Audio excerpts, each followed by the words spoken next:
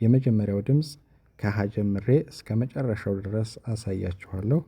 ከኔ ጋር አብራችሁ ትከታተላላችሁ ማለት ነው። እንግዲህ የሀ ፊደል የመጀመሪያውን ድምጽ ማየት አስፈላጊ ነው። የመጀመሪያው ድምጽ ወጥ አንድ አይነት አጻጻፍ ነው ያለው ቅጥላት ምንም የሌለውም። መጀመሪያ መያዝ ያለባችሁ የመጀመሪያውን ድምጽ ብቻ ከሀ እስከ ፐ ያለውን ከያዛችሁ ቀጥሎ ያለውን ለመቁጠር ይቀላችኋል ብዬ ስላሰብኩ ይሄንን ካያችሁ ከዛ እንጨርሳለን ማለት ነው። እንግዲህ የመጀመሪያው ሀ ፊደል ሀ ሚል ድምጽ ነው የሚኖረው። ሀ ቀጥሎ ለ ከዛ ሀ ከዛ መ ከዛ ሰ ከዛ ረ ከዛ ሰ ከዛ ሸ ከዛ ቀ ከዛ በ ተ ቸ ሀ ነ ኘ አ ከ ኸ ወ አ ዘ ዠ የ ደ ጀ ገ ጠ ጨ ጰ ጸ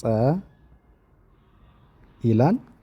ቀጥሎ ጸ ከዛ ፈ የመጨረሻው ፐ የሚል ድምጽ ይሆናል ማለት ነው። ይሄ እንግዲህ የመጀመሪያው ድምጽ ነው አሁን ያሳየኋችሁ የመጀመሪያው ድምጽ ይሆናል። የመጀመሪያውን ድምጽ በዚህ መንገድ በደንብ አድርጋችሁ ከያዛችሁ በኋላ ቀጣይ ያለውን ፊደል ለመቁጠር በጣም ስለሚቀላችሁ ይህንን መጀመሪያ በደንብ አድርጋችሁ ብትቆጥሩት በጣም የተሻለ ነው ማለት ነው። ሰላም ጤና ይስጥልን፣ እንዴት ናችሁ የቻናሌ ቤተሰቦች? ዛሬ ይዤላችሁ የመጣው አማርኛ ሙሉ ፊደሉን ይሆናል ማለት ነው። ማለትም ከሀ ፊደል እስከ ፐ ፊደል ያሉትን በደንብ አድርገን እናያለን፣ እንለማመዳለን። እስከ ቪዲዮ መጨረሻ ድረስ አብራችሁ ከኔ ጋር ፊደሎችን እንዴት እንደመቆጠር እየተከታተላችሁ ከኔ ጋር በመቁጠርና በመለማመድ አማርኛ ፊደሎችን ከቻላችሁ በኋላ ወደ ንባብ ትሄዳላችሁ ማለት ነው። መጀመሪያ ማድረግ ያለባችሁ አማርኛ ፊደሉን በደንብ አድርጋችሁ መከታተልና በደንብ አድርጋችሁ ለማወቅ መሞከር አስፈላጊ ነው። ስለዚህ በዚህ ቪዲዮ አማርኛ ፊደሉን በደንብ አድርጋችሁ እንድታጠኑ አግዛችኋለሁ። አብራችሁ ከኔ ጋር ትለማመዳላችሁ። መያዝ እንዴት እንዳለባችሁ በደንብ አድርጌ ስቴፕ በስቴፕ የመጀመሪያውን ከረኑን እየቀያየርኩ ጽፌላችኋለሁ። በዚያ መንገድ መያዝ ይኖርባችኋል ማለት ነው። ቀጥታ ፊደሎች እንዴት እንደምቆጥር አብራችሁ ከኔ ጋር ትለማመዳላችሁ። አሁን ቀጥታ ወደ ፊደሎች መቁጠር እሄዳለሁ። ቪዲዮ ትንሽ ረዘም ይላል ሙሉ ፊደሉ ስለሆነ ከሀ ፊደል እስከ ፐ ፊደል ሙሉ 34 ፊደል ስለማሳያችሁ በደንብ ተከታተሉ። ከዛ ቪዲዮውን እያዞራችሁ በማየት መለማመድ ማወቅ ትችላላችሁ። ቀጥታ ወደ ቪዲዮ ገባለሁ። መልካም ቆዩ። ኦኬ፣ እንግዲህ የአማርኛ ፊደል የመጀመሪያዋ ሀ ነው የምትባለው። እሷንን መቼም ታውቁ ነው የሚሆን ሀ እንደምትባል ግን በደንብ መያዝና እንዴት መያዝ እንዳለባችሁ ነው ማያሳያችሁ። ስለዚህ ሀ ፊደል ይቺ ናት ወደ ጎን የጻፏት ማለት ነው። እንግዲህ የመጀመሪያውን ከረኑን በመቀያየር በሰማያዊ መልክ ነው የጻፉትኝ የመጀመሪያውን ማለት ነው። ሁለተኛውን ደግሞ በአረንጓዴ ነው የጻፉት ሁለተኛ ላይ የሚገኘውን፣ ሶስተኛ ላይ በጥቁር ነው፣ አራተኛ ላይ ደግሞ በቀይ፣ አምስተኛ ላይ በሰማያዊ፣ ስድስተኛ ላይ ያለውን አሁንም በአረንጓዴ መልክ፣ መጨረሻው በጥቁር ነው። ይህንን ከረኑን የቀየሩት ፊደሉን መያዝ እንዴት እንደምትችሉ ለማሳየት ስለሆነ በዚህ መንገድ መያዝ ትችላላችሁ። ሞር ደግሞ ቅጥላታቸውን በደንብ ብታዩ አሪፍ ነው ማለት ነው። ስለዚህ አሁን እንቆጥራለን። መጀመሪያው ሀ የሚል ድምጽ ነው የሚኖረው። ሀ፣ ሁ፣ ሂ፣ ሃ፣ ሄ፣ ህ፣ ሆ የሚል ድምጽ ይሆናል ማለት ነው። ይህ እንግዲህ ወደ ጎን ስንቆጥረው ስለሚሆን ወደ ጎን ከኔ ጋር አብራችሁ ደጋግማችሁ መጥራት። እንግዲህ ጀማሪ ከሆናችሁ ነው፣ ፊደል እየቆጠራችሁ ከሆነ እንደዚህ በመቁጠር መያዝ ትችላላችሁ። ሀ፣ ሁ፣ ሂ፣ ሃ፣ ሄ፣ ህ፣ ሆ የሚል ድምጽ ይሆናል ማለት ነው። ይህንን በእንደዚህ መንገድ እንግዲህ ወደ ጎን ስቆጥሩት ቀላል ነው። የሚከብደው ፊደሎችን መለየት ወይም ደግሞ ከመጨረሻው ወደ መጀመሪያው መቁጠሩ ነው ትንሽ የሚከብደው ማለት ነው። ስለዚህ የመጨረሻው ድምጽ ሆ ሚል ነው የሚሆነው። ከላይ ቀለበት አለው። ሆ፣ ህ፣ ሄ፣ ሃ፣ ሂ፣ ሁ፣ ሃ የሚል ድምጽ ይኖረዋል ማለት ነው። እንግዲህ ስትቆጥሩ ልክ አሁን እንደቆጠሩት አድርጋችሁ ደጋግማችሁ ብትቆጥሩ በጣም የተሻለ ነው። ምክንያቱም የሚከብደው ከዚህ ከመጨረሻው ወደ መጀመሪያው ስለሆነ ደግሞ የፊደሎችን ቅርጽ የምትለዩት ከመጨረሻው ወደ መጀመሪያው ስትቆጥሩት ነው ማለት ነው። በዚህ መንገድ ብትቆጥሩት በጣም እኔ ሪኮመንድ አደርጋችኋለሁ። በዚህ መንገድ ቁጠሩት ማለት ነው ፊደሉን። ስለዚህ ሆ ስትሉ ከላይ ቀለበት ይኖረዋል። ህ ስትሉ ዝግዛግ አለው። ሄ ቀለበት ከእግሩ ይኖረዋል የአምስተኛው ማለት ነው። ሀ ስትሉ አራተኛው ድምፁ ሀ ነው የሚለው አጻጻፉ ግን ይለያል። ሂ ስትሉ እግሩ ሸፋፋ ይሆናል። ሁ ስትሉ ሁለተኛ ይሆናል። ሀ የመጀመሪያው ድምፅ ነው ማለት ነው። እንግዲህ ሀን በዚህ መንገድ መረዳት ወይም ደግሞ በዚህ መንገድ ማወቅ። አሁን እኔ አንድ ነገር የምነግራችሁ ጀማሪ የሆናችሁ ተማሪዎች መያዝ ያለባችሁ መጀመሪያ ሀን ፊደል ነው። እንግዲህ ስትጀምሩ ማለት ነው መጀመሪያ ስትጀምሩ ሀን ፊደል ከመጀመሪያው እስከ መጨረሻው ያለውን በደንብ አድርጋችሁ ታዩታላችሁ። በደንብ አድርጋችሁ ትቆጥሩታላችሁ። ሁ ምን አይነት ቅርጽ አላት፣ ሂ ምን አይነት አጠራር አላት፣ እንዴት ነው የምትጻፈው የሚለውን ሁሉን ፊደል ማየት ወይም ደግሞ ማወቅ አስፈላጊ ነው። ስለዚህ ሀን ፊደል በደንብ ካወቃችሁ ቀጥሎ ያለውን ፊደል በዚያ መንገድ ትረዱታላችሁ። ምክንያቱም ሀን በደንብ ከተረዳችሁ በኋላ ለን ቀጥሎ ያለችዋን ለመረዳት ብዙ አይከብዳችሁም ማለት ነው። ስለዚህ ሀን በደንብ አድርጋችሁ ማየት ወይም ደግሞ ማወቅ፣ ቃል በቃል ፊደሉን ሳታውቁ ለመለየት መሞከር ማለት ነው። ፊደሎችን ሳታዩ ለምሳሌ ሀን በደንብ አድርጋችሁ ቆጥራችሁ ሳታዋት ፊደሏን ለምሳሌ ከሀ ፊደል ውስጥ አንዱን ለይተው ሰው ቢጠይቃችሁ ብታውቁ ከዛ በኋላ ያለውን ለንም ስታውቁ ቀጥሎ ያለው ፊደልም እየቆጠራችሁ ስትሄዱ ግልጽ በሆነ መንገድ እየገባችሁና ለማንበብ በጣም ቀላል ይሆንላችኋል። በነገራችን ላይ ፊደል በደንብ ከቆጠራችሁ ይገባችኋል ማለት ነው። ኦኬ አሁን እዚህ ጋር በደንብ እንደዚህ ካብራራሁላችሁ ሌላውን ፊደል ፈጠን አድርጌ ለመቁጠርና ቶሎ ለመጨረስ ሞክራለሁ ሙሉ ፊደሉ ስለሆነ። ኦኬ ከዛ ቀጥሎ እንግዲህ ከሀ ፊደል ቀጥላ ለ ነው የምትባለው። ለ ሉ ሊ ላ ሌ ል ሎ የሚል ድምፅ ይኖረዋል ማለት ነው። ይሄ እንግዲህ ወደ ጎን ስትቆጥሩት ነው። እስቲ ሁለት ልቁጠርላችሁ። ለ ሉ ሊ ላ ሌ ል ሎ የሚል ድምፅ ይኖረዋል ማለት ነው። በዚህ መንገድ መቁጠር ከመጀመሪያው ስትቆጥሩ እንደዚህ ትቆጥሩታላችሁ። ከዛ ወደ መጣንበት ሎ ል ሌ ላ ሊ ሉ ለ ይሄ እንግዲህ ይሄ ነው የሚከብደው ማለት ነው። ይሄን ግን ደጋግማችሁ በመቁጠር ነው የምትይዙት ማለት ነው እንጂ አንዴ ሰምታችሁ ተሳሳታላችሁ ጀማሪ ከሆናችሁ። ስለዚህ በዚህ መንገድ መያዝ እንግዲህ ሎ ስንል አጻጻፉን ማለት ነው። አጻጻፉን ስናይ ደግሞ ሎ ስንል መጨረሻ ላይ ቀጥላት ተደርጎ ቀለበት ተደረገበት። ል ስንል በውስጥ በኩል ነው ቀለበት የተደረገበት ል ስንል።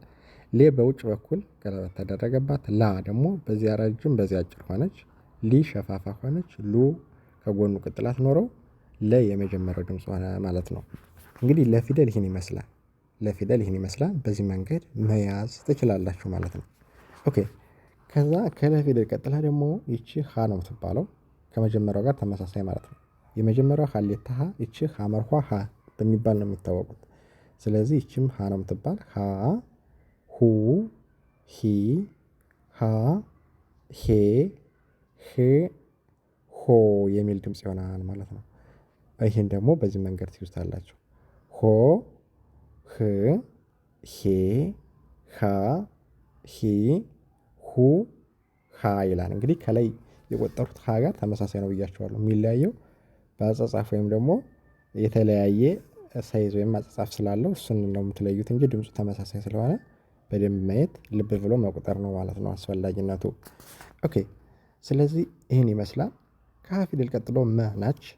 ይቺ መ ትባላለች። መ ሙ ሚ ማ ሜ ም ሞ የሚል ድምፅ ይሆናል ማለት ነው። መ ደግሞ ይህን ይመስላል። ከዛ ወደ መጣንበት ስንቆጥረው ሞ ም ሜ ማ ሚ ሙ መ የሚል ድምፅ ይሆናል። ይህ እንግዲህ እንደነገርኳችሁ ከመጨረሻው ወደ መጀመሪያው ስቆጥሩት ነው ማለት ነው። ከዛ የፊደሉን አጻጻፍ ስናየው ደግሞ ሞ ብላችሁ ስትጠሩ ድምፁ ሞ ሚል ነው የሚሆነው። አጻጻፉ እግሩ በዚህ በኩል ቀጥሎ የወረደ ይሆናል። ቅጥላቱን በደንብ ማስተዋል ነው። ም ስትሉ በዚህ በኩል ቅጥላት ተደርጎ እንደ ሞ ማለት ነው። ከዛ ይጣመማል ወደዚህ ማለት ነው። ጠማማ ይሆናል እግሩ። ስለዚህ ይለያል ማለት ነው። ድምፁ ደግሞ ም ነው የሚለው። ሜ ስትሉ አምስተኛ ቀለበት ነው። የአምስተኛ ፊደል ወጥ ነው። የሁሉም ቀለበት ነው የሚደረግበት ሜ ይሆናል።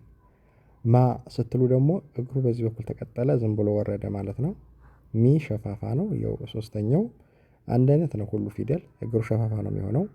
ሙ ስትሉ ከጎኑ ቅጥላት ይሆናል። የሁሉ ፊደል ማለት ነው። የሁሉ ፊደል ከጎኑ ቅጥላት ይሆናል። መ ነው ማለት የመጀመሪያው ድምፅ። እንግዲህ አሁን እናንተ ታርጌት አድርጋችሁ ማወቅ ያለባችሁ ሁለተኛው ከጎኑ ቅጥላት ነው ሁሉ ፊደል ያለው።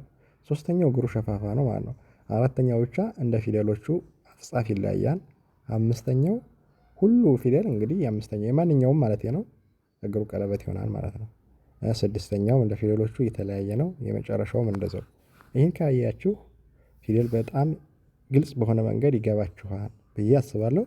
እንደዚህ ያደርጋችሁ መከታተል ትችላላችሁ። ኦኬ እንቀጥል። ከመ ፊደል ቀጥሎ ደግሞ ሰ ትባላለች ማለት ነው። ሰ ፊደል ነች። ከሰ ፊደል ከመጀመሪያው ጀምረን ስንቆጥረው ደግሞ ሰ ሱ ሲ ሳ ሴ ስ ሶ ይላል ማለት ነው። ይሄ ወደ ጎን ስትቆጥሩት ይሆናል። ወደ ጎን ስትቆጥሩት እንደዚህ ይሆናል ማለት ነው። ከዛ ወደ መጣንበት ስንቆጥር ሶ ስ ሴ ሳ ሲ ሱ ሰ የሚል ድምጽ ይሆናል። እንግዲህ ሰ ፊደል ይህን ይመስላል ማለት ነው። ኦኬ አሁን በደንብ አድርጋችሁ ቅርጹን በደንብ አጻጻፉን ማለት ነው በደንብ እዩ ልዩነቱን። ለምሳሌ ከመጀመሪያው ከሁለተኛው ኤቭሪቲንግ ከስድስተኛው የሚለያይበት የመጨረሻው ድምጽ ምን አይነት ነው የሚለውን መለየት ነው ዋናው ማለት ነው። ስለዚህ የመጨረሻው ሶ የሚለው ለምሳሌ ከስ በምኑ ይለያል ብላችሁ ማየት ነው ማለት ነው ዋናው። ስለዚህ ሶ ስትሉ የተጻፈው እንደዚህ ነው። በመሃል ላይ እግሩ ወረደ ቀጥ ብሎ ማለት ነው። ስለዚህ ሶ የሚል ድምጽ ይሆናል ማለት ነው። ከዛ ስድስተኛ ስ ስንል ደግሞ እግሩ በመጨረሻ ባለው እግሩ ወረደ ስ ይሆናል ማለት ነው። ሴ ስትሉ ቀለበት በዚህ በኩል ተደረገበት ሴ ይሆናል። ሳ ስትሉ ቀጥሎ ወረደ እግሩ አራተኛ ይሆናል። ሲ ስትሉ ሸፋፋ ነው። ሱ ሁለተኛ ነው ከጎኑ ቅጥላት ማለት ነው። በዚህ መንገድ ነው እንግዲህ መያዝ የምትችሉት። በዚህ መንገድ ነው መያዝ የምትችሉት። ስለዚህ ይሄን ይመስላል ሰ ፊደል። ኦኬ ከዛ ከሰ ቀጥሎ ረ ትባላለች። እቺ ረ ሩ ሪ ራ ሬ ር ሮ ይላል ማለት ነው። ኦኬ ሮ የመጨረሻ ነው። ሮ ር ሬ ራ ሪ ሩ ረ የሚል ድምጽ ይሆናል ማለት ነው። እንግዲህ በዚህ መንገድ ረን ይዛችኋል። አሁን ማሳያችሁ ደግሞ የፊደሉን አጻጻፍ ነው። አሁን ሶስት አይነት መንገድ ነው ማሳያችሁ። ሶስት አይነት መንገድ ማለት መጀመሪያ ከመጀመሪያው ወደ መጨረሻው በመቁጠር ማለት ነው። ከዛ ደግሞ ከመጨረሻው ወደ መጀመሪያው በመቁጠር ሶስተኛው የፊደሎችን ቅርጽ ወይም ደግሞ አጻጻፋቸውን መለየት ይሆናል ማለት ነው። በደንብ አድርጋችሁ አድምጡ። መጀመሪያው ከመጀመሪያ ወደ መጨረሻ መቁጠር፣ ሁለተኛው ከመጨረሻ ወደ መጀመሪያ መቁጠር፣ ሶስተኛው የፊደሎችን ቅርጽ መለየት ወይም ደግሞ አጻጻፋቸውን መለየት ስለሆነ ሶስቱን ስቴፕ ካወቃችሁ በእርግጠኝነት አማርኛ ቻላችሁ ማለት ነው ማለት ነው። ፊደሎች ቻላችኋቸው በቃ ከዛ በኋላ የምትሄዱት ወዴት ነው? ወደ ማንበብ ይሆናል። ወደ ማንበብ አጫጭር ቃላቶችን ማንበብ ትጀምራላችሁ ይሄን ካወቃችሁ ማለት ነው። ምንም አይከብድም፣ ጭራሽም አይከብዳችሁ ይሄን ካወቃችሁ ማለት ነው። ኦኬ ስለዚህ ሮ ስንል እንግዲህ ሶስተኛው ስቴፕ ላይ ሮ ስንል የፊደሉን አጻጻፍ ስለሆነ የምናይ ከላይ ከናቱ ቀለበት ነው የተደረገበት። ረ ስንል በሰፊ ተጻፈና ቀለበት ሳይደረግበት ቀረ ማለት ነው። ይሄኛው ቀለበት ተደረገበት ሰፊ ሆኖ ይሄኛው ቀለበት አልተደረገበትም። ድምፁ ረ ይላል። ሬ ስንል ደግሞ ከታች ከእግሩ ቀለበት ተደረገበት ድምፁ ሬ ይላል። ራ ስንል አራተኛ እዚህ እግሩ ዝግዛግ ሆነ ማለት ነው። ዝግዛግ አጻጻፍ አለው ራ ይሆናል። ሬ ስንል ሶስተኛ እግሯ በደንብ የተመለሰች ናት። እቺ ለምሳሌ ከመጀመሪያው ጋር ትንሽ እየተቀራረበች ተማሪዎችን ታሳስታለች። ለምሳሌ ጀማሪ ተማሪዎችን በግልጽ ለማስጠና እነሱን ሳስተምራቸው እቺ ትንሽ ታሳስታቸዋለች። የምታሳስታቸው የተወሰነ ስለሚቀራረብ አጻጻፉ ነው ማለት ነው። በደንብ አስተዋልና በደንብ ማየት አስፈላጊ ስለሆነ ሪ ስትሉ እቺ ቀለበቷ እቺ እንትን ከፊት ለፊቷ እግሩ ዘወር ያለች ናት። ስለዚህ ከመጀመሪያው ትለያለች ማለት ነው። ድምፁም ሪ ይሆናል። ሁለተኛው ሮ ስንል ከታች ነው ቅጥላቱ ሮ ይሆናል ማለት ነው። በዚህ መንገድ መያዝ ትችላላችሁ ማለት ነው።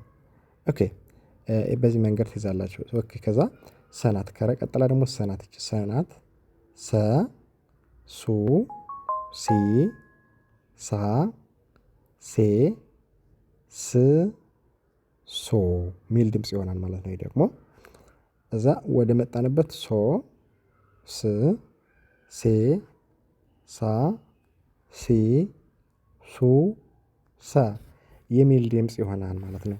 ሰ ፊደል ይሄ ሁለተኛው ስቴፕ ነው። ከመጨረሻ ወደ መጀመሪያ። ሶስተኛው ስቴፕ በሶስተኛ ደረጃ ማሳያችሁ አጻጻፉን ነው ማለት ነው። ሶ ስትሉ ይሄኛው እግሩ እግር ያላቸው ፊደሎች ይሄኛው እግሩ ረጅም ይሆናል። ይሄኛው በዚህ በኩል ያለው እግሩ አጭር ነው የሚሆነው። ሶ የሚል ድምጽ ነው የሚሆነው። ስ ስትሉ ደግሞ አሁንም ለምሳሌ ስ ፊደል በደንብ አስተውሏት። አናቷ ላይ ጠማም አላት። ያት እቺ ጠማም ትላለች አናቷ ላይ ከመጀመሪያው ፊደል ጋር ከሰ ጋር ማለት ነው። አጻጻፉ የተወሰነ ስለሚቀራረብ አንዳንድ ተማሪዎች ሰ ብለው ስለሚያነቡት ሰ ሳይሆን የሚባለው ስ ተብሎ ነው የሚጠራው ማለት ነው። ይሄን በደንብ ማየት ነው ማለት ነው። እንግዲህ ቅርጹን መለየት ነው እንግዲህ ለማንበብ የሚያበቃችሁ ብያችኋለሁ። ከዛ ሴ ስትሉ ቀለበት ይሆናል። ሳ ስትሉ አራተኛ ይሆናል። ሲ ስትሉ ሶስተኛ ይሆናል። ሱ ሁለተኛ ይሆናል። ሰ የመጀመሪያ ይሆናል ማለት ነው። በዚህ መንገድ መያዝ ትችላላችሁ። ሰን ፊደል ለምሳሌ ሰ ከላይ አይተናል። እችም ሰ ነው የምትባል ሁለት ሰ ፊደል አየን ማለት ነው። ኦኬ እንቀጥል። አሁን ደግሞ ሸ ነው የምናይ።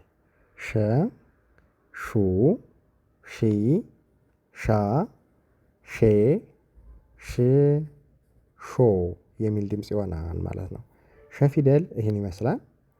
ሸ የመጨረሻው ሾ፣ ሾ፣ ሽ፣ ሼ፣ ሻ፣ ሺ፣ ሹ፣ ሸ የሚል ድምጽ ይሆናል ማለት ነው። ወደ መጣንበት ወይም ደግሞ ከመጨረሻው ወደ መጀመሪያው ስንቆጥረው ማለት ነው። ይህን ይመስላል። ኦኬ ከዛ የፊደሎችን ቅርጽ ወይም ደግሞ አጻጻፋቸውን እናያለን። እንግዲህ የፊደሎቹ አቀራረጽ አጻጻፍ በነገራችን ላይ የአንድን ፊደል እንደነገርኳችሁ ከተረዳችሁ ሁሉም ተመሳሳይ ነው የሚሆነው። ሾ ስትሉ በዚህ ረጅም በዚህ አጭር ይሆናል። ሾ ስትሉ። ሼ ስትሉ ከናቱ ጠማማ ይሆናል። ለምሳሌ የሰን እንዳስረዳዋችሁ አይነት ማለት ነው። ሼ ቀለበት አምስተኛዋ፣ ሻ አራተኛ፣ እግሩ በዚህ በኩል ረጅም በዚህ አጭር ነው የሚሆነው ከመጨረሻው ጋር ተቃራኒ ማለት ነው። ከዛ ሺ ሶስተኛ ሸፋፋ ናት። ሹ ሁለተኛ ይሆናል ማለት ነው።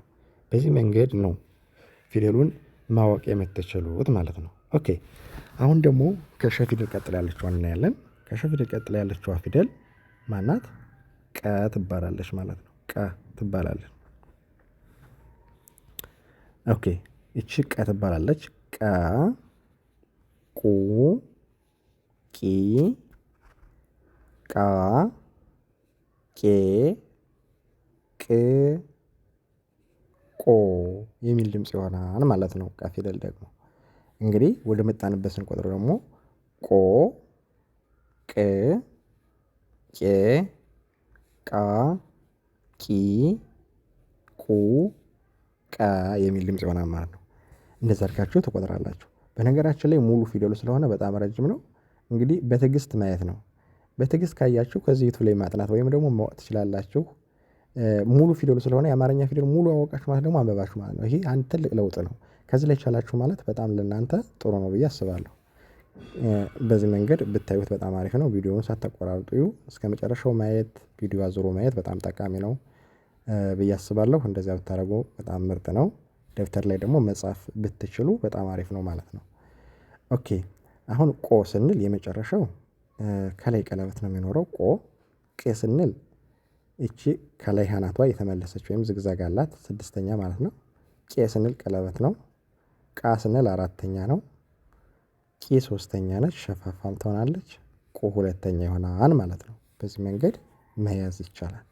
ኦኬ እንግዲህ ከቀ ፊደል ቀጥላ ደግሞ ማናት? በ። በ፣ ቡ፣ ቢ፣ ባ፣ ቤ፣ ብ፣ ቦ የሚል ድምጽ ይሆናል። ከዛ ሁለተኛው ስቴፕ ቦ መጨረሻው ብ፣ ቤ፣ ባ፣ ቢ፣ ቡ፣ በ የሚል ድምጽ ይሆናል ማለት ነው። ሁለተኛው ስቴፕ።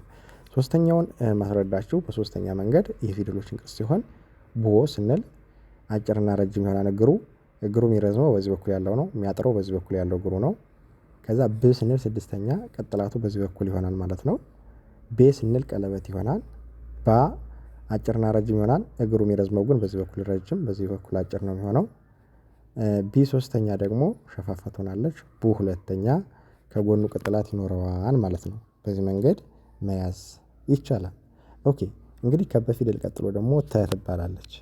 ተ፣ ቱ፣ ቲ፣ ታ፣ ቴ፣ ት፣ ቶ የሚል ድምጽ ይሆናል ማለት ነው። እንግዲህ የተ ፊደል ወደ መጀመሪያ ጀምረን ወደ መጨረሻ ስንቆጥረው ይሄን ይመስላል።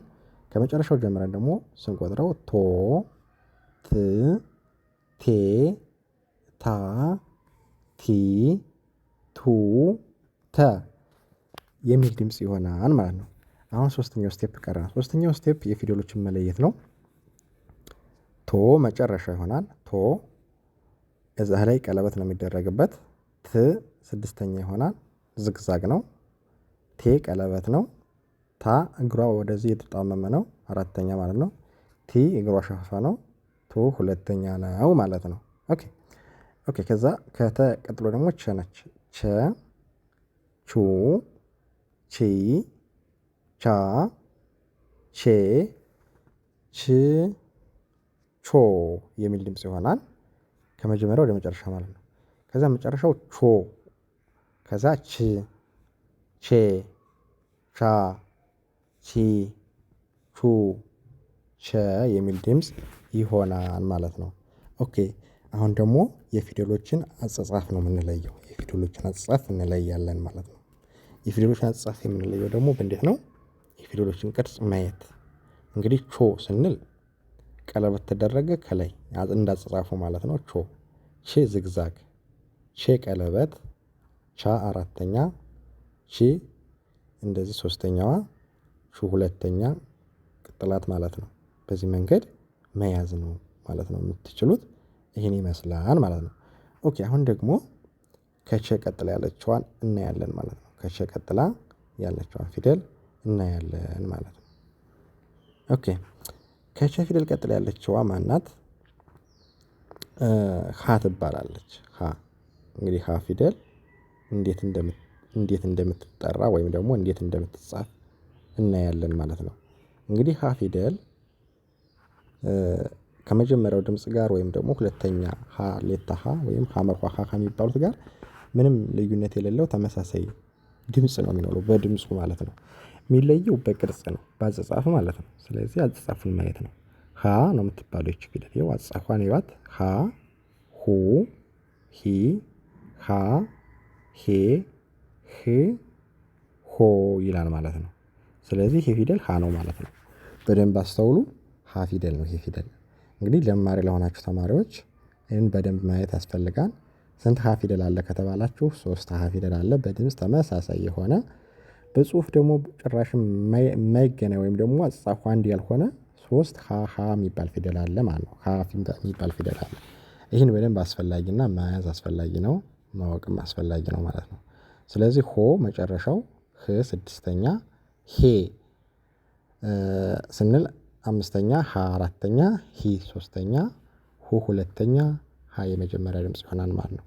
ይህንን በደንብ ማየት እንግዲህ አጻጻፉን በደንብ ማየት አጻጻፉ ላይ በደንብ ትኩረት ማድረግ አስፈላጊ ነው ማለት ነው። ስለዚህ የመጨረሻው ሆ ፊደል የተጻፈው ፊቱ ወደዚህ ወደ መጨረሻ ዙሮ ከላይ ቀለበት ተደረገበት ማለት ነው። ህ ስንል ፊት ለፊት የተቀጠለችዋ ወደ ታች ጠማማ ናት ህ ናች ማለት ነው። እነዚህ ፊደሎች በነገራችን ላይ በጣም አስቸጋሪ ናቸው ለመያዝ ማለት ነው። ምክንያቱም ከሌሎች ፊደሎች ጋር የተወሰነ ስለሚቀራረብ ለምሳሌ ከዚህ በታች ያሉ ነ ፊደል አለች ኘ ፊደል ከእነሱ ጋር የሚቀራረብ ነገር ስላላት ብዙ ጊዜ ታስቸግራለች ማለት ነው ለመያዝ። ስለዚህ በደንብ አስተውሉ። ህ ስትሉ እቺ ፊት ለፊት ያለችዋ ዘዋራ ትሆናለች ማለት ነው። ስለዚህ ይህንን መያዝ ሄ ስትሉ ቀለበት ነው። ሀ ስትሉ ደግሞ እቺ አሁን ሀ የምትለዋ ፊደል ብዙ ጊዜ ታስስታለች። ፊቷን ወደዚህ የዞረች ናት። ወደ ፊደሉ መጀመሪያ የዞረች ናት ሀ ትላለች። ይሄ የምትለዋ ያው ሸፋፋ ነው ወይም ደግሞ ጫማ አለው። ሁ ሁለተኛ ነው ማለት ነው። በዚህ መንገድ መያዝ ትችላላችሁ ማለት ነው። ኦኬ እንግዲህ ከሀ ፊደል ቀጥሎ ደግሞ ነ የሚባል ፊደል አለ። ነ ኑ ኒ ና ኔ ን ኖ የሚል ድምጽ ይሆናል ማለት ነው። ይሄ በዚህ መንገድ ትጠሩታላችሁ። የነ ፊደል መጨረሻው ኖ ሲሆን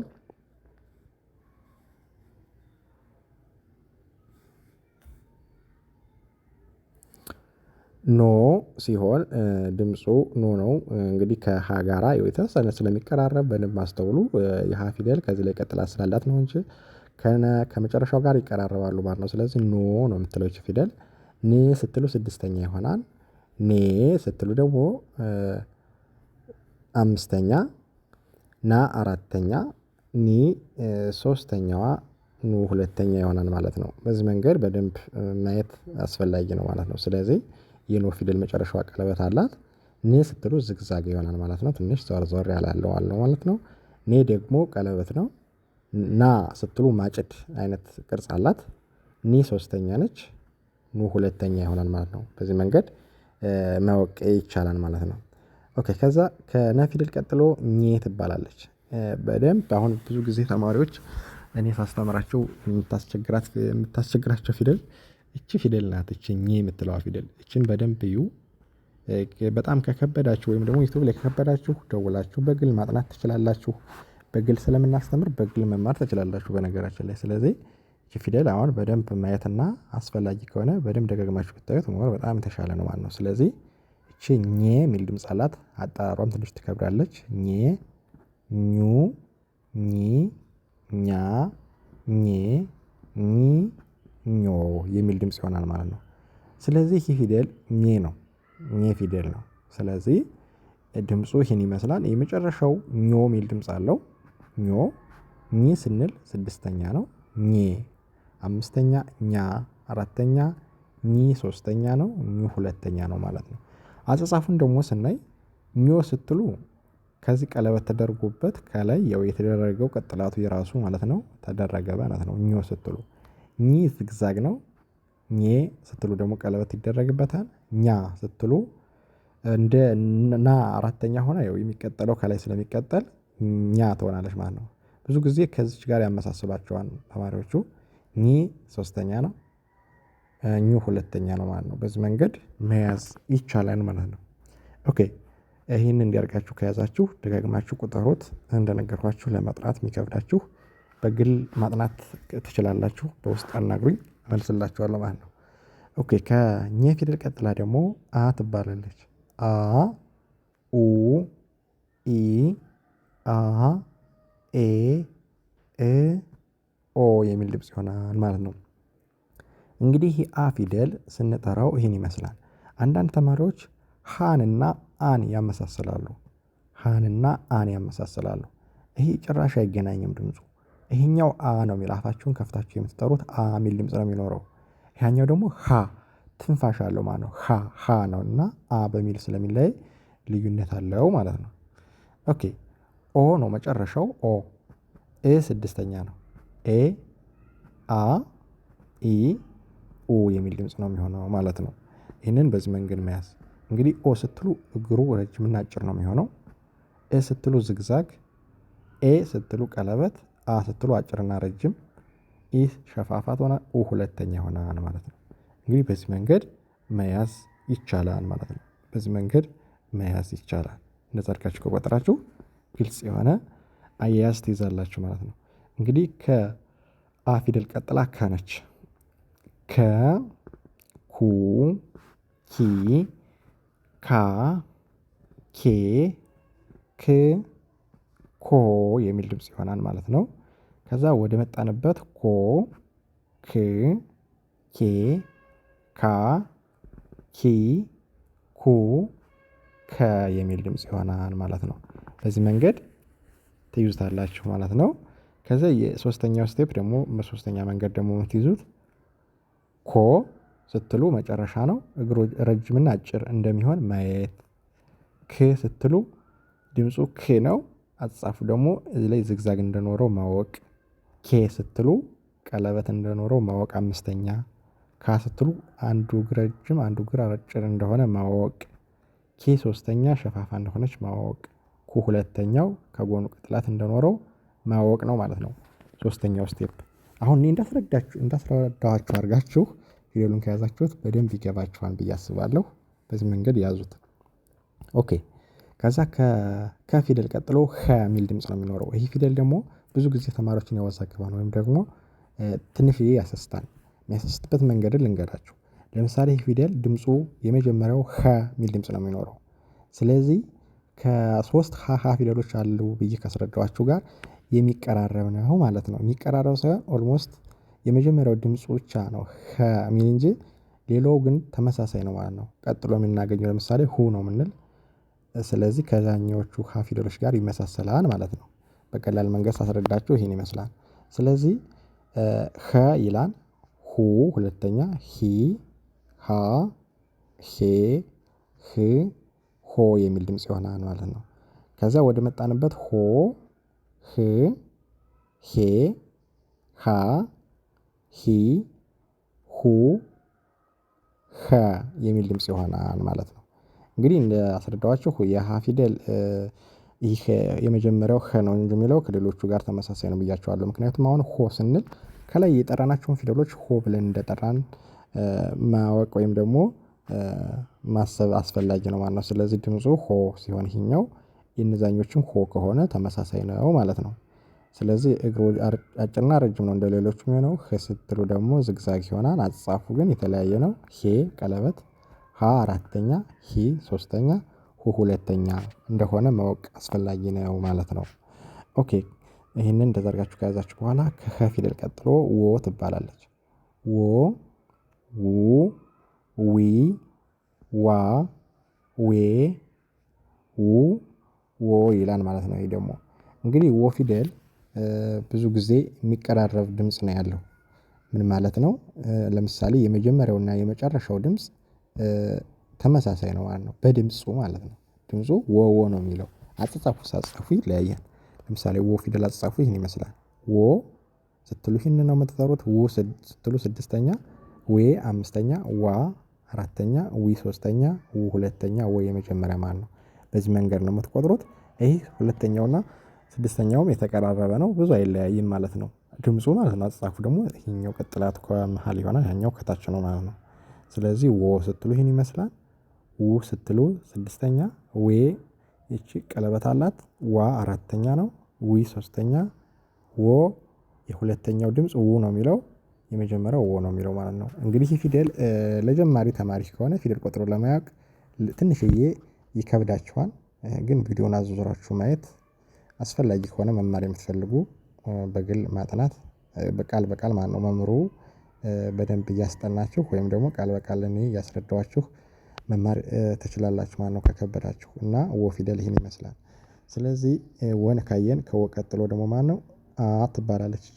አ ኡ ኢ አ ኤ እ ኦ ይላል ማለት ነው። ይህ ድምጽ እንግዲህ ከላይ አ ፊደል ሁለት አ ፊደል ነው ያለው። በነገራችን ላይ የአማርኛ ፊደል ዳብል ድምጽ አለው። ምን ማለት ነው? ሀ ሚል ፊደል እንግዲህ 3 ነው አየን። ሰ ሚል 2 አየን። አ ሚል ደግሞ እዚህ ጋር 2 ፊደል አየን።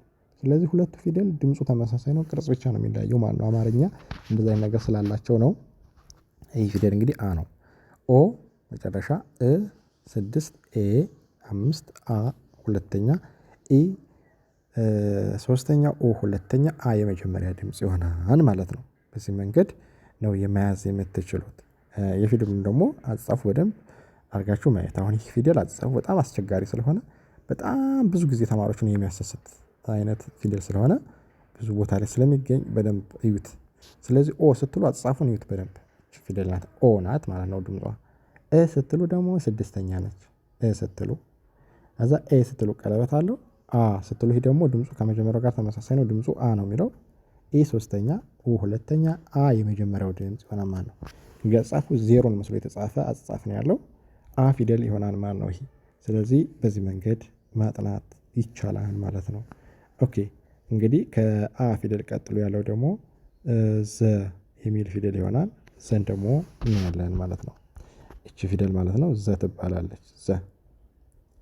ዘ ዙ ዚ ዛ ዜ ዝ ዞ የሚል ድምጽ ይሆናል ማለት ነው።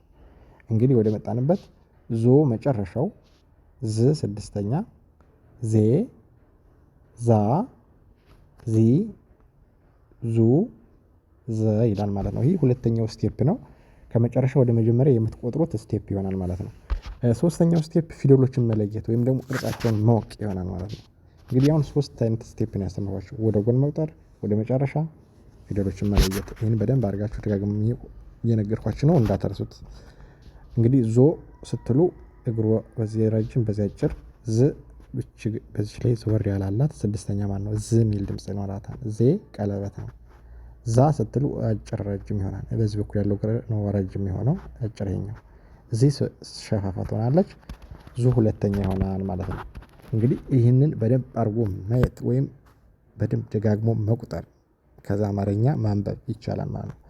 ኦኬ ከዛ ቀጥላ ያለችዋ ዠ ትባላለች። ዠ ዡ ዢ ዣ ዤ ዥ ዦ የሚል ድምጽ ይሆናል ማለት ነው። እንግዲህ ዠ ፊደል ይህን ይመስላል። ወደ መጣንበት ስንቆጥረው በሁለተኛ ስቴፕ ዦ ከዛ ዥ ዤ ዣ ዢ ዡ ዠ የሚል ድምጽ ይሆናል ማለት ነው። ሁለተኛው ስቴፕ። ከዛ ሶስተኛው ስቴፕ ፊደሎችን መለየት ዦ እንደተለመደው አንድ እግሩ አጭር አንድ እግሩ ረጅም ይሆናል። እንግዲህ እግር ያላቸው ፊደሎች አጭርና ረጅም በሚሆን ነው የሚለዩት ማለት ነው።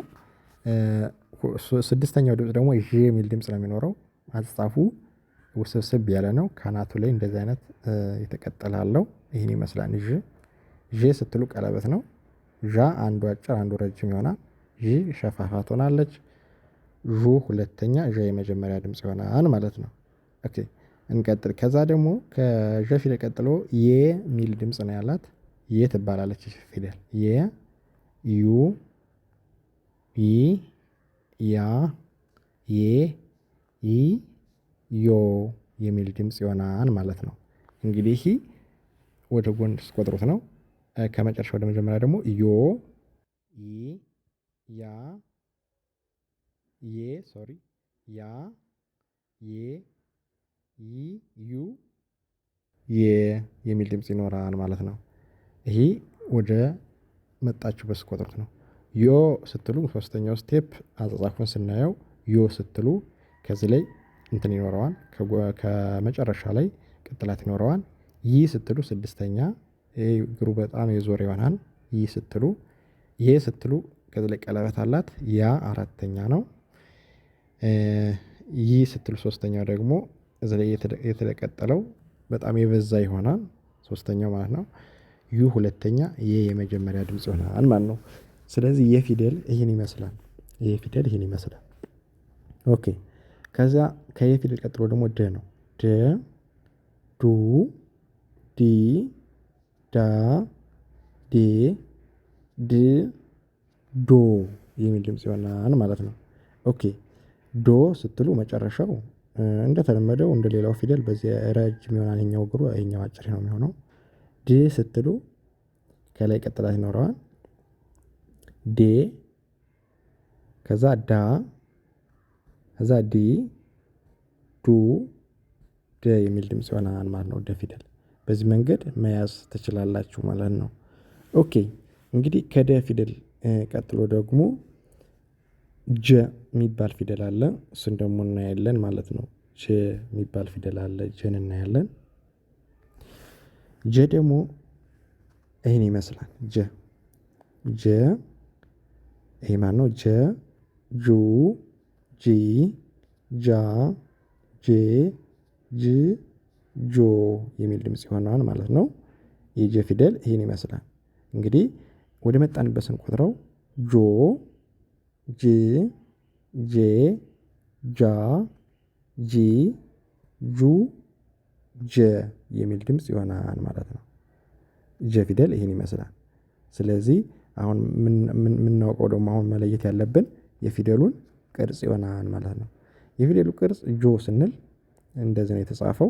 ይሄኛው እግሩ ረጅም ነው፣ ይሄኛው አጭር ነው የሚሆነው። ጂ ስንል ስድስተኛ ቅጥላት እዚህ ጋር ይደረግበታል። ጄ ቀለበት ነው። ጃ ስትሉ ደግሞ ረጅም አጭር ይሆናል። ጂ ሶስተኛ ሸፋፋ ይሆናል። ጁ ሁለተኛ ይሆናል ማለት ነው። ኦኬ እንግዲህ ከጀ ፊደል ቀጥሎ ደግሞ ገ የምትባል ነው የምትሆነው። ገ ጉ ጊ ጋ ጌ ግ ጎ የሚል ድምጽ ይሆናል ማለት ነው። ይህን ይመስላል። ወደ መጣንበት ጎ ግ ጌ ጋ ጊ ጉ ገ የሚል ድምጽ ይሆናል ማለት ነው። ይሄ ከመጨረሻ ወደ መጀመሪያ የምትቆጥሩት ይሆናል ማለት ነው። የምትለዩበት ደግሞ ጎ ከላይ ቀጥላት ግ ቀለበት ጌ ስትሉ ከታች አሁንም ቀለበት ጋ። ይህ ፊደል ብዙ ጊዜ ከረ ፊደል ጋር ስለሚመሳሰል እንዳያሳስታችሁ ፊቱ የዞረው ወደ ፊደሉ መጀመሪያ ነው። ረ ፊደል የሚዞረው ደግሞ ወደ ፊደሉ መጨረሻ ስለሆነ ይለያያል ማለት ነው። ስለዚህ ድምፁ ጋ ይላል። ጊ ሶስተኛ፣ ጉ ሁለተኛ፣ ገ የመጀመሪያ ድምጽ ይሆናል ማለት ነው። ኦኬ ይህን ይመስላል። ከዛ ጠ ነው ይሄ ፊደል ጠ ጡ ጢ ጣ ጤ ጥ ጦ የሚል ድምጽ ይሆናል ማለት ነው። ከዛ ወደ መጣንበት ደግሞ ጦ ጥ ጤ ጣ ጢ ጡ ጠ ይላል ማለት ነው። እንግዲህ ከዚህ ወደ ታች ያሉ ፊደሎች በነገራችን ላይ ትንሽ የሚቀራረብ አይነት ድምጽ ስላለው በደንብ በትኩረት እዩ። በደንብ ደጋግማችሁ ቁጠሩት ማለት ነው። እንግዲህ ይህ ፊደል ጠ የሚል ድምጽ ነው ያለው። ፊደሉ አጻጻፉ 3 ጣት ያለው ጦ ስትሉ በዚህ ረጅም ሁለቱ አጭር ነው የሚሆነው። ጥ ዝግዛግ ትሆናለች። ጤ ቀለበት ጣ ይሄኛው ረጅም ሁለቱ አጭር ይሆናል። ጢ ሸፋፋ ጡ ከጎኑ ቅጥላት ይሆናል ማለት ነው። ስለዚህ ጠ ፊደል ይህን ይመስላል። ጠ ነው ያልኳችሁ ጠ ፊደል እንዳታመሳስሉ። ቀጥሎ ያለው ደግሞ ጨ ነው። ጨ ከዚህኛው ጋር አጻጻፉ 3 ጣት መኖሩ ተመሳሳይ ነው፣ ግን ይሄኛው ቀለበት አለው። ጨ ጩ ጪ ጫ ጬ ጭ ጮ የሚል ድምጽ አለው እና እዛ አካባቢ ያሉ ፊደሎች ድምጻቸው የተወሰነ የሚቀራረብ አይነት ድምጽ አለው። አጠራሩ የተወሰነ የሚቀራረብ ስላለው ተማሪዎቹ ሳስተምራቸው ሄደው እዛ አካባቢ ነው ከበድ የሚላቸው ማለት ነው። ግን ይህም ደግሞ ለትንሽ ቀን ነው የሚሆነው፣ ብዙ ጊዜ አያቆያቸውም። ግን ደጋግማችሁ ማየት አስፈላጊ ነው ዩቲዩብ ላይ የምታጠኑ ከሆነ ማለት ነው። በዚህ መንገድ መያዝ። ስለዚህ ጮ ስትሉ ፊደሉ ጮ ስትሉ በዚህ በኩል ያለው እግሩ አሁንም ሁለቱ አጭር ሆኖ ረጅም ይሄኛው ይሆናል ማለት ነው። ቀለበቱ እንዳለ ሆኖ ጭ ስትሉ ዝግዛግ ነው። ጭ ቀለበት ይኖራታል ድጋሜ ከዚህ ተቀጥላ ቀለበት አላት። ጫ አራተኛ ይሄኛው እግሩ ብቻ ረጅም ሆኖ ሁለቱ አጭር ጭ ሸፋፋ ትሆናለች። አንድ እግሯ ቀለበት ሳይኖራት ሸፋፋ ብቻ ማለት ነው። ጩ ከጎኑ ቅጥላት ይኖረዋል ማለት ነው። በዚህ መንገድ ነው እንግዲህ መያዝ የምትችሉ። እንግዲህ የጠንና የጨ ልዩነት አሳይቻችኋለሁ። አጻጻፉ 3 ጣት ቢኖረውም የጨ 2 ቀለበት አለው ብያችኋለሁ ማለት ነው። እንግዲህ በዚህ መንገድ ማየት ይቻላል። በጣም ቀላል ነው ማለት ነው። እንደዚህ አድርጋችሁ ማየት ትችላላችሁ ማለት ነው። ኦኬ እንግዲህ ከጨ ፊደል ቀጥላ ያለችዋ ደግሞ ድምጿ ማን ትላለች? ጠ ትላለች። ከንፈራችሁን ግጥም አድርጋችሁ ነው የምትጠሩት። ይቺ ፊደል ማለት ነው። ይቺ ጠ ጠበቅ አድርጋችሁ ትጠሩታላችሁ። ጠ ปูጲ ጳ ጴ ጵ ጶ የሚል ድምጽ ይሆናል ማለት ነው። ስለዚህ በዚህ መንገድ ነው የምትይዙት ማለት ነው። በዚህ መንገድ ነው የምትይዙት። ከዛ ጶ መጨረሻው ጵ ጴ ጳ ጲ ጱ ጰ የሚል ድምጽ ይሆናል ማለት ነው። ይህን እንግዲህ ደጋግማችሁ መቁጠር ነው። ድምፁ ካፋችሁ ላይ ካልተያዛችሁ ድምፄን ደጋግማችሁ ስሙት። በዚህ መንገድ ትይዛላችሁ ማለት ነው። ኦኬ እንግዲህ የመጨረሻው ድምጽ ጶ ነው የምትሉት። ጶ ከዛ ጵ ስትሉ ቅጥላት ይኖረዋል። ጶ ይሄ በዚህ ረጅም ነው የሚሆነው። ጴ ቀለበት ይኖራታል። ጴ ጳ ስትሉ ደግሞ ረጅም አጭር ይሆናል። ጲ ሶስተኛ ፑ ሁለተኛ ይሆናል ማለት ነው። በዚህ መንገድ መያዝ ትችላላችሁ። ኦኬ እንግዲህ ከጰ ቀጥላ ደግሞ ጸ ትባላለች። ጸ ጸ ጹ ጺ ጻ ጼ ጽ ጾ የሚል ድምጽ ነው የሚኖረው ማለት ነው። ይህ ፊደል 2 ፊደል ነው ዳብል ያለው። ይቺ ታችኛዋም ጸ ናት። ሁለቶችም ጸ ነው የሚባሉት ማለት ነው። ስለዚህ ጾ ስትሉ ይሄኛው ፊደል አጻጻፉ ስለሚለያይ ይሄኛው ረጅም ይሄኛው አጭር ይሆናል። ጾ ስትሉ ጽ ስትሉ ደግሞ ከዚህ ቅጥላት ይሆናል። ጼ ቀለበት ይኖረዋል። ጻ ስትሉ በዚህ ረጅም በዚህ አጭር ይሆናል። ጺ ሶስተኛ ጾ ሁለተኛ ይሆናል ማለት ነው። ይህ ፊደል አጻጻፉ ከደ ጋር የተወሰነ የሚመሳሰል ነገር አለው ከደ ፊደል ጋር እና ቀጥላ ያለችው ጸ ፊደል ደግሞ ብቻ አሁን ጸ ነው ብያቸዋለሁ። ሁለቶች ጸ ናቸው። አጻጻፋቸው በጽሁፍ ደረጃ ምንም አይገናኙ ማለት ነው። በድምጽ ግን ይችም ጸ ናት ይችም ጸ ናት ማለት ነው። ስለዚህ ይችም ጸ ናት።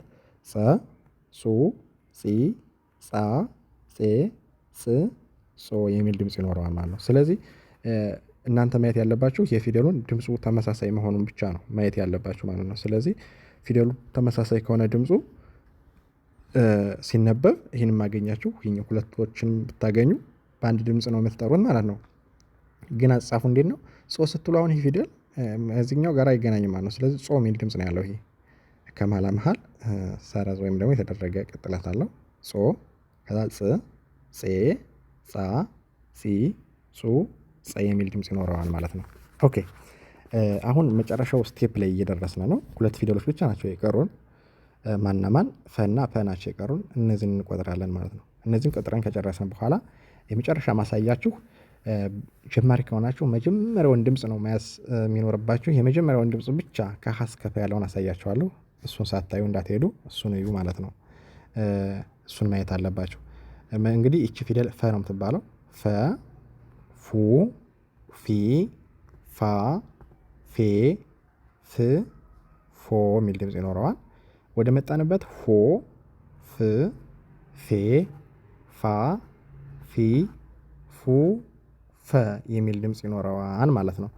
እንግዲህ የፈ ፊደል አጻጻፍ ብዙ ጊዜ ፈ ፊደል የሚመሳሰል ነገር ስላላት አጻጻፏ ማለት ነው ድምፁ የተለያየ ነው።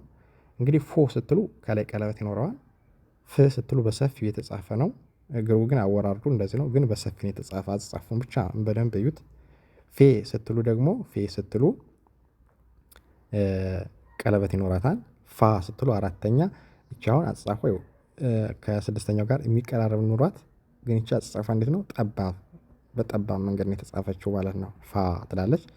ፊ ፊት ለፊቷ ዘወር ያላላት ፊ። ፉ ሁለተኛው፣ ይህም ከአራተኛው ጋር ይቀራረባል፣ ግን እግሩ እየዞረ ነው ወደ ፊደሉ መጀመሪያው በጣም ዘወር ያለ ስለሆነ ፉ የሚል ድምፅ ይኖረዋል ማለት ነው። ይህን በደንብ መረዳት፣ በደንብ ድምፄን ደጋግማችሁ ስሙት።